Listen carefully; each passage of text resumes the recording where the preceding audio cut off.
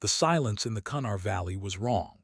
Staff Sergeant Reyna Ghost Castellanos had flown over enough battlefields to know the difference between tactical quiet and the kind of silence that meant everyone was already dead. Her AH-64D Apache longbow hung like a predator above the ridgeline, rotors beating a rhythm that should have drawn fire from every Taliban position in the valley.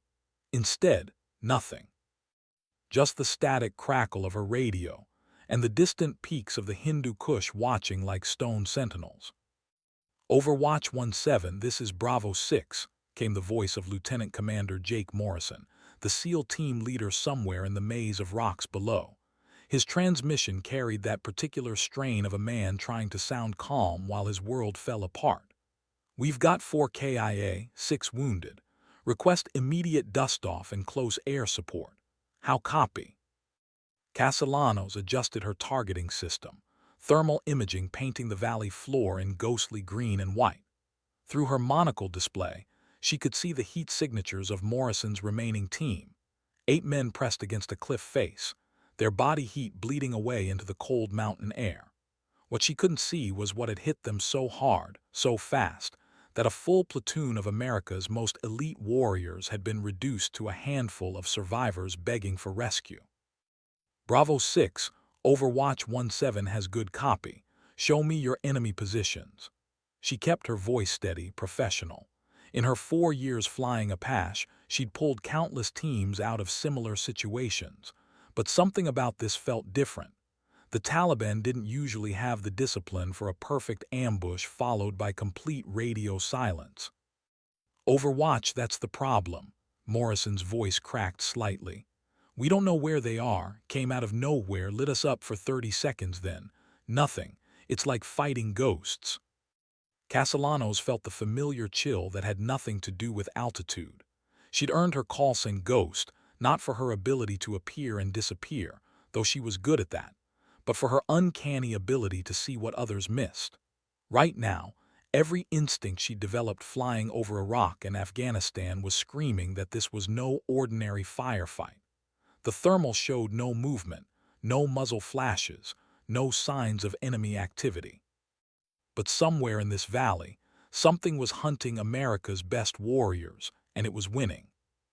Below her, 8 Navy SEALs were learning what it meant to be prey. Above them, one Apache pilot was about to discover that sometimes the most dangerous enemy is the one you never see coming.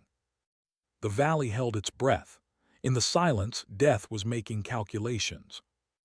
Morrison's team had been designated Bravo 6 for Operation Harvest Moon, a routine reconnaissance mission that had gone sideways the moment they'd fast-roped into the valley 12 hours earlier. What was supposed to be a simple observation post had turned into something far more sinister. The intel had been perfect, too perfect. Satellite imagery showing clear insertion points, predictable patrol routes, no civilian populations to worry about. A textbook mission for a team that had done hundreds of textbook missions. Castellanos banked her Apache into a slow orbit, her weapons systems officer Lieutenant Marcus Tank Rodriguez running continuous scans with their modernized target acquisition designation site. The MTADS could pick up a cigarette lighter from 2 miles away, but right now it was showing them nothing but empty rocks and scrub brush. Ghost, I'm not painting anything down there, Rodriguez muttered through the intercom. Either they're dug in deeper than bedrock or they're not here anymore. But Castellanos knew better. They were here. She could feel them the way a gazelle feels lions in tall grass, that primitive awareness that comes from being simultaneously predator and prey. Her fingers danced across the weapons control panel, checking her loadout for the 3rd time. 30mm chain gun with 1,200 rounds, 16 Hellfire missiles, and 38 Hydra 70 rockets. Enough firepower to level a small town, but useless if you couldn't see what you were shooting at. Bravo 6, Overwatch 17. Can you give me a timeline on the initial contact? She needed to understand the pattern, the rhythm of this enemy. Every fighter had a signature, a way of moving and thinking that left traces if you knew how to look. First shots came at 6:30 local, just as we were setting up observation on the primary target building," Morrison responded. His voice carried the controlled exhaustion of a man who'd been fighting for his life. Sniper fire from multiple positions, coordinated with automatic weapons. Textbook L-shaped ambush, but they knew exactly where we were going to be. That was the detail that made Castellanos' blood run cold. An L-shaped ambush required advanced knowledge of the enemy's route and timing. It meant someone had been watching Bravo 6 long before they'd entered the valley, possibly long before they'd left their forward operating base. "Tank, bring up the mission timeline," she ordered. "I want to see every piece of intel that put these boys in this valley." As Rodriguez pulled up the digital files, Castellanos continued her orbit, her eyes scanning not just for enemies, but for the story the landscape was telling. The scorch marks on the rocks below weren't random. They formed a pattern that spoke of disciplined, professional marksmanship. This wasn't the work of Taliban fighters high on opium and religious fervor. This was something else entirely. The radio crackled with Morrison's voice again, and this time there was no hiding the desperation. "Overwatch, we've got movement to our north. Multiple contacts, maybe a dozen, moving in on our position. We need those guns now." Castellanos felt her heart rate spike as she swung the Apache toward the northern ridge. Through her targeting system, she could see them now, heat signatures moving with the fluid precision of water flowing downhill. Professional soldiers using cover and concealment like it was an art form, and they were closing fast on Morrison's position. "Bravo 6, Overwatch 17 is inbound hot. Danger close, 100 meters north of your position. Keep your heads down." Her finger moved to the trigger for the 30 chain gun. In 30 seconds, she would either save 8 American lives or discover that she was flying into a trap that had been years in the making. The valley seemed to pulse with malevolent anticipation, as if it had been waiting for this moment since the mountains first rose from the earth. Whatever was hunting, Morrison's team was about to meet Ghost Castellanos, and she had no intention of being anyone's prey.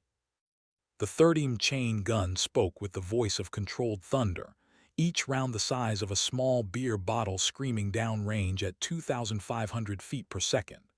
Castellanos walked her fire across the northern ridge, watching through her thermal display as her rounds impacted in precise, devastating sequences.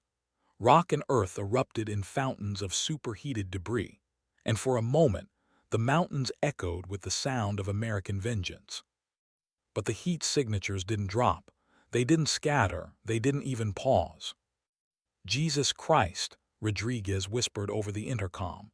"Ghost, they're not even reacting to the gun runs." Castellanos pulled the Apache into a sharp banking turn, her mind racing through possibilities. Professional soldiers took cover under fire. It was basic survival instinct.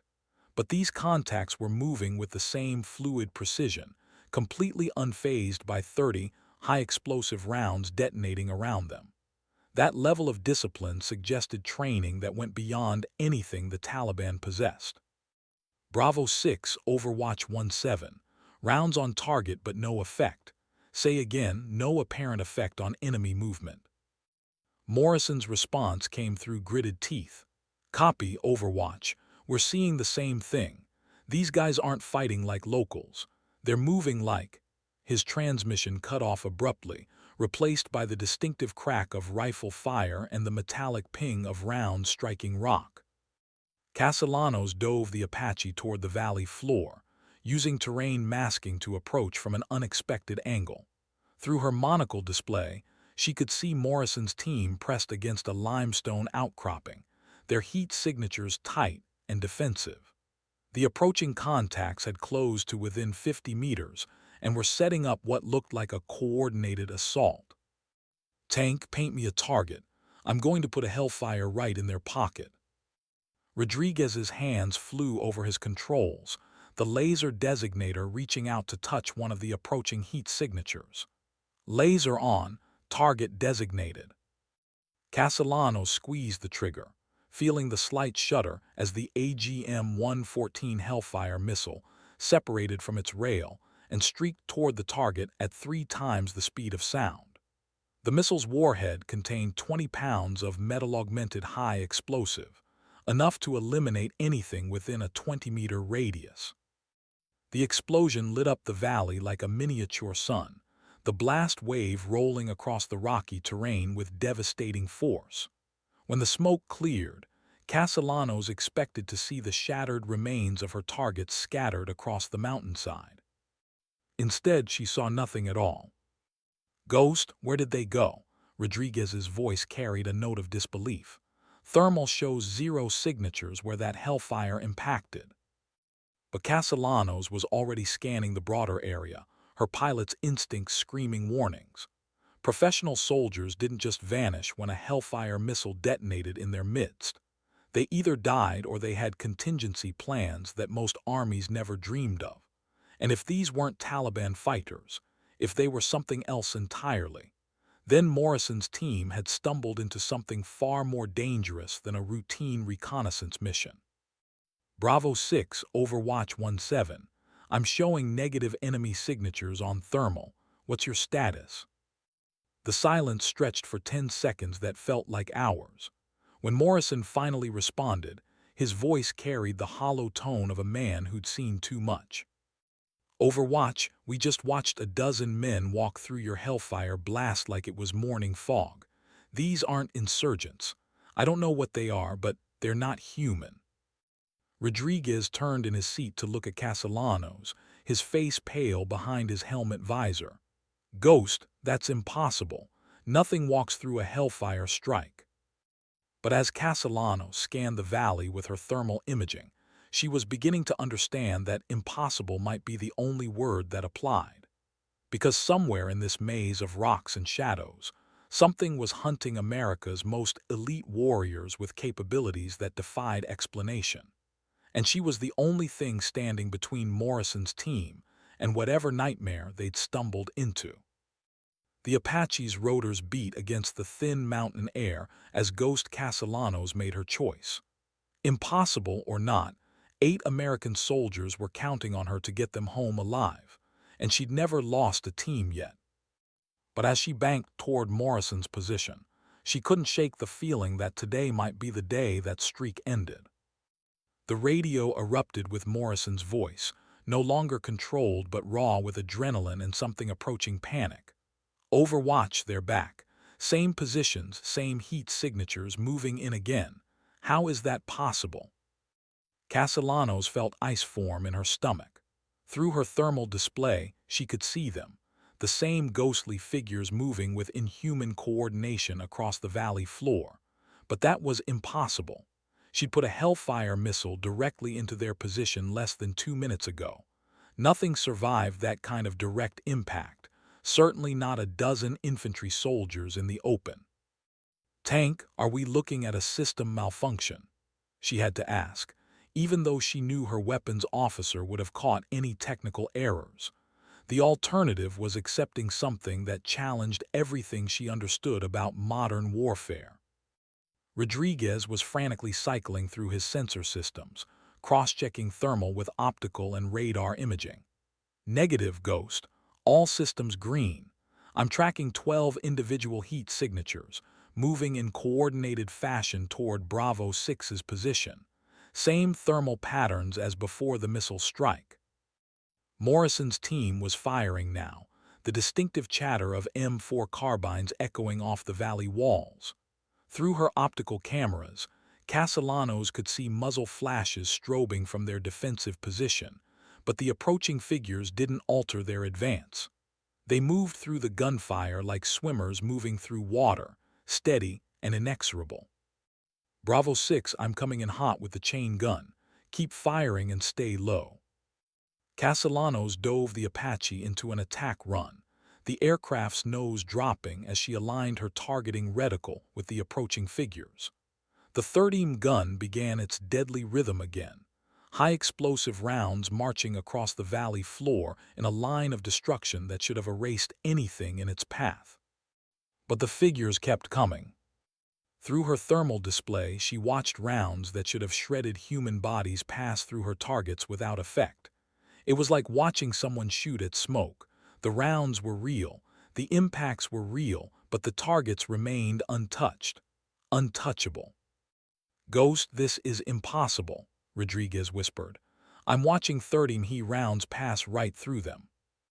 Morrison's voice cut through the radio static, and for the first time since she'd known him, the SEAL team leader sounded genuinely terrified. "Overwatch, they're among us. Repeat, contacts are in our perimeter, but we can't. We can't touch them. Our rounds are going right through them, but they're laying down effective fire. Patterson's down, Kowalski's down. We need immediate dust-off."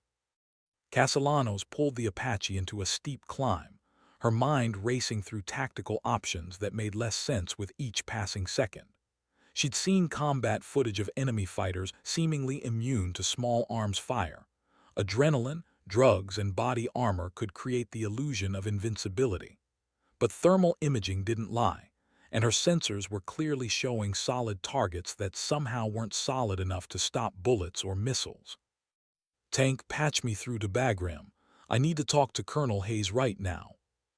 As Rodriguez worked his communications equipment, Castellanos maintained her orbit above Morrison's increasingly desperate position. The SEAL team's rate of fire was increasing, which meant they were either gaining the upper hand or burning through ammunition they couldn't afford to waste. Given what she'd observed so far, she suspected it was the latter. "Ghost, I've got Bagram on secure channel. Colonel Hayes is standing by." Colonel Patricia Hayes commanded the 3rd Combat Aviation Brigade and had personally selected Castellanos for the most challenging missions in theater. If anyone could make sense of what was happening in the valley, it would be Hayes. "Overwatch 1-7, this is Bagram Actual," came Hayes's crisp voice. "What's your situation?" Castellanos chose her words carefully, knowing that what she was about to report would sound like combat stress or equipment failure to anyone who hadn't witnessed it firsthand. "Bagram Actual, I have Bravo 6 in contact with unknown hostiles exhibiting unusual tactical capabilities. Request immediate reinforcement and guidance on rules of engagement." There was a pause that lasted several seconds. When Hayes responded, her voice carried the weight of classified knowledge. "Overwatch 1-7, you are cleared to engage with all available weapons. Protect Bravo 6 at all costs. Additional assets are being scrambled to your location. Maintain contact and provide continuous updates." The colonel's tone suggested she knew more about the situation than she was saying over open channels. That realization sent a chill through Castellanos that had nothing to do with altitude. If Hayes wasn't surprised by reports of impossible enemy capabilities, then this wasn't the first time American forces had encountered whatever was hunting Morrison's team. As she banked the Apache toward another attack run, Ghost Castellanos began to understand that Operation Harvest Moon had never been a routine reconnaissance mission. It had been bait, and now she was part of whatever larger game was being played in the mountains of Afghanistan. Below her, 8 Navy SEALs were fighting for their lives against an enemy that shouldn't exist. Above her, the stars wheeled in their ancient patterns, indifferent to human warfare and its impossibilities. But impossibilities had killed 3 of Morrison's men and were working on the rest.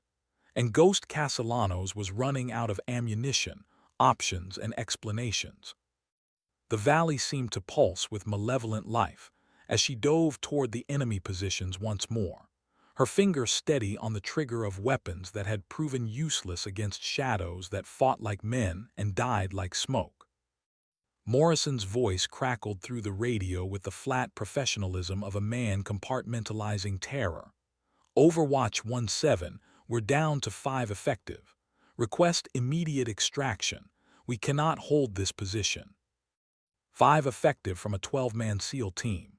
Castellanos had flown extraction missions before, pulled countless soldiers out of situations that seemed hopeless, but she'd never faced an enemy that her weapons couldn't touch. Through her thermal display, She watched the ghostly figures moving through Morrison's perimeter like they owned it, their heat signatures flowing around the SEAL's defensive positions with predatory patience. Bravo 6, Overwatch 17. I need you to mark your position with infrared strobes. I'm going to try something. Rodriguez looked at her through his visor, his expression grim. Ghost, what are you thinking? I'm thinking these things have been playing with us, she replied, her hands steady on the controls despite the adrenaline coursing through her system. They let us see them, let us target them, let us waste ammunition shooting at shadows, but they haven't tried to take out our aircraft. It was a disturbing realization. Any competent enemy force would have attempted to engage the Apache, shoulder-fired missiles, heavy machine guns, anything to eliminate close air support. But these figures had ignored her completely, focused entirely on the ground element. That suggested either tactical restraint or objectives that didn't include downing American aircraft. Ghost, look at this, Rodriguez said, his voice tight with concentration. He'd been analyzing the sensor data from their previous engagement attempts. I've been tracking the thermal signatures since first contact. They're not moving like humans. The heat distribution is all wrong, and they're showing body temperatures about 10 degrees below normal. Castellanos absorbed this information while maintaining her orbit. 10 degrees below normal meant these weren't standard insurgent fighters hopped up on amphetamines or religious fervor. It suggested something else entirely, something that challenged her understanding of what was possible on a 21st century battlefield. Below them, Morrison's infrared strobes began blinking in the prearranged pattern. 5 lights in a tight cluster against the limestone cliff face, surrounded by hostile contacts that her weapons couldn't seem to touch. The strobes painted the rock face in ghostly red pulses that only showed up on thermal imaging, invisible to the naked eye. Bravo 6, I have your position marked. Stand by for close support. Instead of engaging the enemy directly, Castellanos targeted the rocky overhang above the hostile positions. If she couldn't shoot through them, perhaps she could bury them. The Apache's Hellfire missiles were designed for precision strikes, but they could also bring down significant amounts of rock and debris when properly placed. Tank, designate targets on the cliff face, 30 meters above the hostile positions. I want to bring that whole section down on top of them.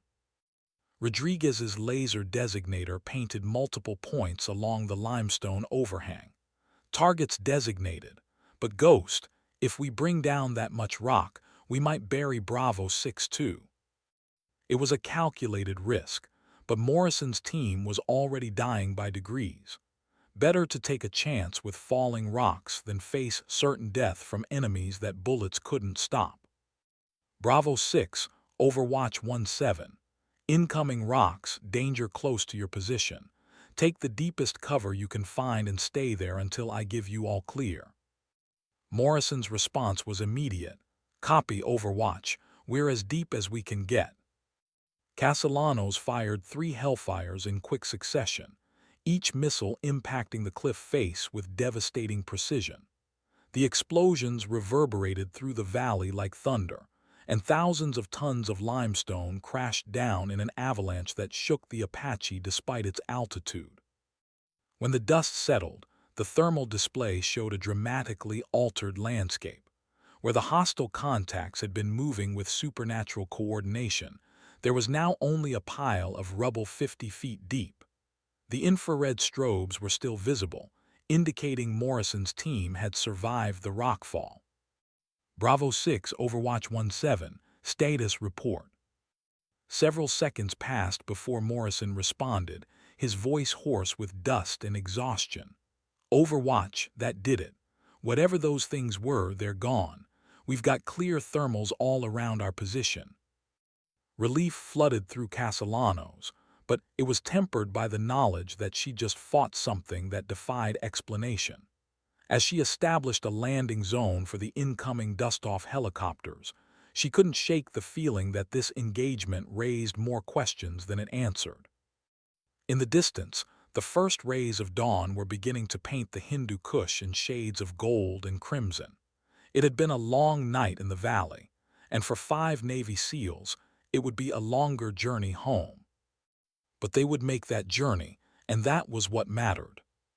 The CH-47 Chinook appeared over the eastern ridge like a mechanical angel, its twin rotors beating against the dawn air with the steady rhythm of salvation. Castellanos maintained overwatch as the heavy helicopter descended toward the landing zone she'd cleared with concentrated chain gun fire, her sensors scanning continuously for any sign that their mysterious enemies had survived the avalanche. Morrison's team moved toward the extraction point with the fluid efficiency of professionals who'd done this dance too many times to count. Even wounded, even exhausted, they maintained tactical spacing and covering positions until the last man was aboard the Chinook. Through her optical cameras, Castellanos could see the hollow expressions of men who'd survived something beyond their experience. "Overwatch 1-7, this is Dustoff 2-6, came the voice of the Chinook's pilot. "We have 5 souls on board, 2 urgent surgical. Request escort to Bagram." "Copy, Dustoff 2-6. Overwatch 1-7 will provide escort." As the formation lifted off from the valley floor, Castellanos took one last look at the avalanche site through her thermal imaging. The rock pile showed residual heat from the missile impacts, but no sign of the contacts that had nearly wiped out Morrison's team. Whatever they'd been, they were either buried under 50 feet of limestone or had simply vanished when their tactical objectives changed.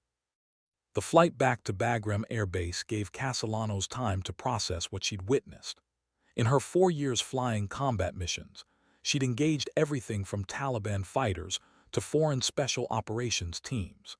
She'd seen enemies high on drugs who seemed to ignore pain, fighters wearing advanced body armor that could stop rifle rounds, and insurgents who used terrain and weather to create the illusion of supernatural abilities.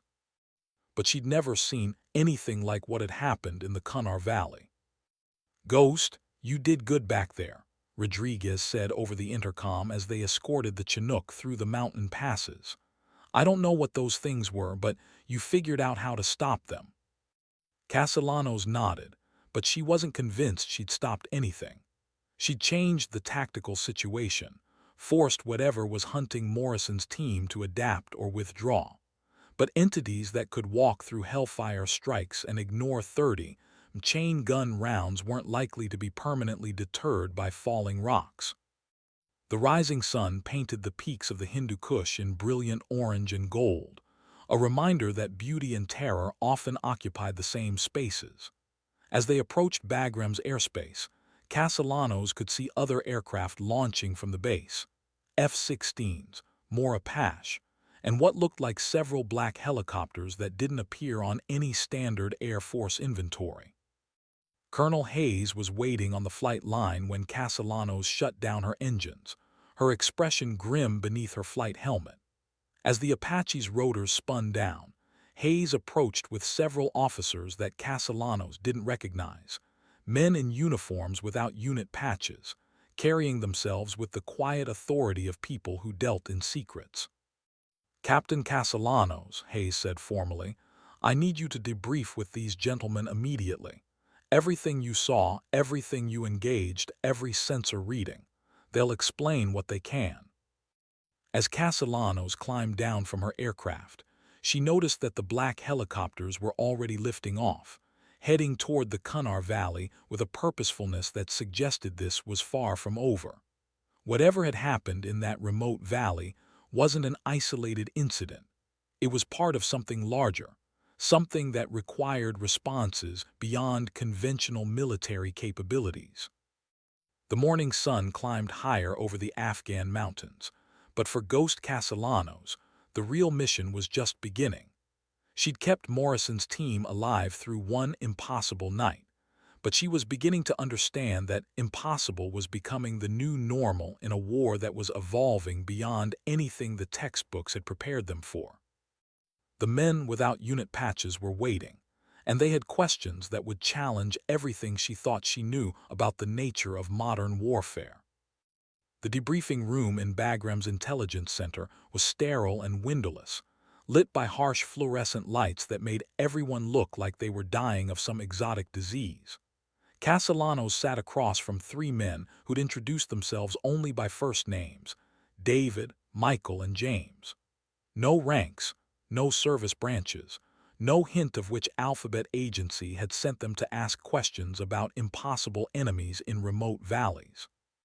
"Captain Castellanos," David began, his voice carrying the neutral accent of someone trained to reveal nothing about his origins. "You've been selected for this briefing because of your performance in the Kunar Valley and your security clearance level. What we're about to discuss is classified at levels that don't officially exist." Castellanos nodded, her hands steady on the table despite the adrenaline still coursing through her system. "I understand, sir, but I need to know, are there other teams facing what Morrison's people faced?" Michael leaned forward, his pale eyes reflecting the fluorescent lights like chips of ice. "There have been 17 similar incidents across Afghanistan and Iraq in the past 8 months. You're the first pilot to successfully extract a team after contact with these entities." Entities? Not insurgents, not enemy fighters, not hostile forces. Entities. "What are they?" Castellanos asked directly.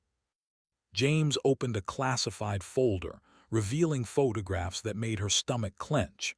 Satellite imagery of battlefield sites that looked like meteorite impacts, thermal readings that defied physics, and after-action reports that read like science fiction.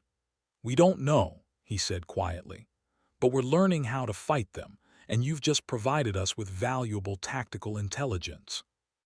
The photographs showed similar scenes from across the theater of operations. Elite American units caught in ambushes by enemies that conventional weapons couldn't touch, extraction sites that looked like someone had tried to erase them from existence, and always the same result: heavy casualties and no recoverable enemy remains. "The avalanche tactic," David said, making notes in his own classified folder. "That's the first time anyone's successfully neutralized these contacts through environmental manipulation. Most engagement attempts have resulted in complete loss of friendly forces." Castellanos absorbed this information with the professional detachment of a pilot, used to flying into situations where incomplete intelligence could get everyone killed. But underneath the professional calm, she felt a cold certainty that she'd stumbled into something far beyond her training or experience. "Am I being reassigned?" she asked. "You're being given a choice," Michael replied. "You can return to standard combat aviation duties with a security briefing that ensures you never discuss what happened in the Kunar Valley, or you can volunteer for a special operations unit that deals specifically with these incidents." The choice wasn't really a choice at all. Castellanos had become a pilot to protect American soldiers, and if there were more teams out there facing impossible enemies, then she belonged wherever she could do the most good. "What kind of unit?" James smiled for the first time since the debriefing had begun. "The kind that doesn't officially exist, Captain. The kind that fights wars the regular military can't understand, let alone win. The kind that needs pilots who can think outside conventional tactical parameters when the situation calls for it." Through the briefing room's walls, Castellanos could hear the distant sound of helicopters launching and landing, the familiar rhythm of military operations continuing despite the impossibilities that had shattered her understanding of modern warfare. Somewhere in those sounds was her Apache, being refueled and rearmed for whatever mission came next. "When do I start?" she asked. David closed his folder with the finality of a decision made. "You already have, Captain. Welcome to Task Force Phantom."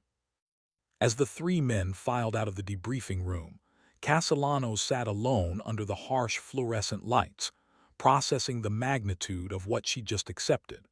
Somewhere in the mountains of Afghanistan, things that shouldn't exist were hunting American soldiers with capabilities that challenged the foundations of military science. But she was Ghost Castellanos, and she'd just proven that even impossible enemies could be stopped if you were willing to think beyond conventional tactics. Task Force Phantom would need that kind of thinking, and she was ready to provide it. The war was evolving, and she would evolve with it. 6 months later, Staff Sergeant Reina Castellanos, now Captain Castellanos, stood in the operations center of a facility that didn't appear on any military maps, watching satellite feeds from 12 different locations across 3 continents. Task Force Phantom had grown from a classified footnote into a multinational effort involving the best special operations personnel from allied countries around the world. The operations center hummed with the controlled intensity of professionals who'd learned to treat the impossible as merely another tactical challenge.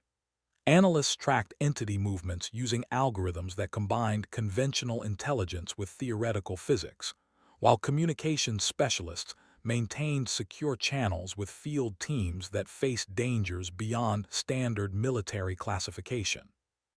Ghost, we've got active contact in Syria, called Major Sarah Chen from the Watch Commander's station. Bravo 42 is requesting immediate close air support against multiple contacts exhibiting familiar characteristics. Castellanos moved to the main display, where satellite feeds showed another special operations team pinned down in terrain that looked remarkably similar to the Kunar Valley. The thermal imagery revealed the same ghostly figures moving with inhuman coordination, the same impossibly precise tactics that had nearly wiped out Morrison's SEALs. What assets do we have in theater? 2 Phantoms inbound from Ramstein, ETA 15 minutes, but the team leader is requesting specific guidance based on your Kunar Valley success. Castellanos keyed her microphone to the secure frequency. Bravo 42, this is Phantom Actual. We have your tactical situation on satellite feed. Recommend you identify terrain features that can be weaponized through environmental manipulation. These contacts don't respond to direct engagement but appear vulnerable to indirect effects. The team leader's response came through clearly despite the chaos of combat in the background. Phantom Actual, we've got a dam structure approximately 200 meters upstream from our position. Could flood the engagement area if properly breached. Copy, Bravo 42. Phantom Flight will target the dam structure. Move to high ground immediately and prepare for flash flood conditions. As she coordinated the response, Castellanos reflected on how much had changed since that night in the Kunar Valley. Task Force Phantom had developed tactics specifically designed to combat entities that conventional forces couldn't touch. Environmental warfare, indirect effects, and psychological operations that targeted whatever inhuman psychology drove these creatures. They'd lost teams, learned lessons written in blood, and discovered that the enemy they faced possessed capabilities that suggested origins beyond anything in the standard threat assessment manuals. But they'd also saved lives, developed countermeasures, and proven that even supernatural adversaries had vulnerabilities that could be exploited by sufficiently creative tactics. Ghost, Chen called from her station, we're getting reports of similar activity in the Philippines, eastern Ukraine, and northern Iraq. This is the largest coordinated action we've seen from the entities. Castellanos studied the global display, watching as red indicators appeared across the map, in a pattern that suggested coordination on a scale that transcended normal military capabilities. Whatever intelligence guided these entities was beginning a new phase of operations, and Task Force Phantom was the only organization prepared to respond. Alert all field teams and put our reaction forces on immediate standby, she ordered, and get me a secure line to the Pentagon. They need to know that whatever we've been fighting just escalated to a global conflict. The operations center erupted into controlled chaos as personnel implemented alert procedures that had been rehearsed but never tested on this scale. Through the bulletproof windows, Castellanos could see aircraft launching from the facility's hidden runways, black helicopters and modified fighters that carried weapons designed specifically for unconventional warfare.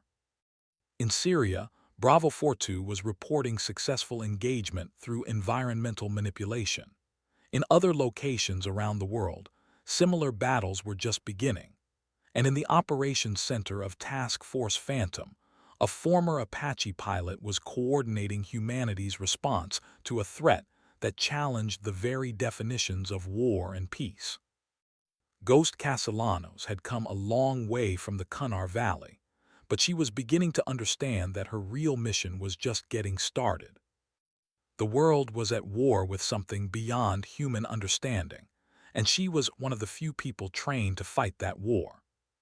The secure phone call to the Pentagon lasted exactly 7 minutes and 32 seconds.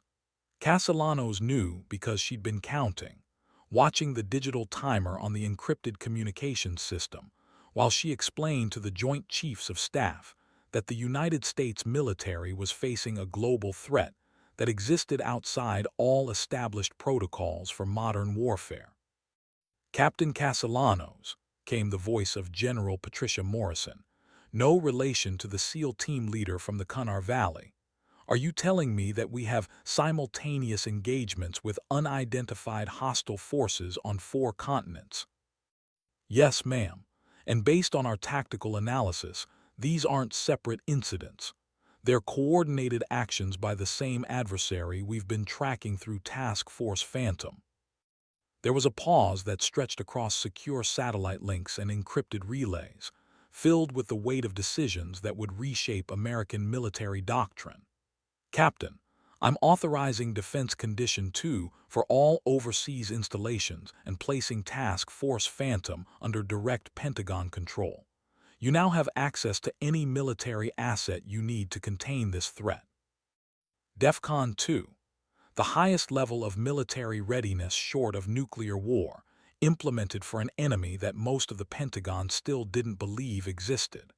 Castellanos felt the magnitude of that decision settle around her shoulders like a lead blanket. "General, we're going to need more than military assets. These entities don't respond to conventional tactics. We need authorization to implement environmental warfare on a scale that's going to require explanation to civilian authorities." "Captain, you have carte blanche authorization for any tactical measures necessary to protect American forces and interests. The President has been briefed on Task Force Phantom's activities, and you have his direct support." The line went dead, leaving Castellanos staring at a communications device that had just fundamentally altered her responsibilities. She was no longer just a pilot protecting individual teams. She was the military commander of humanity's response to an existential threat.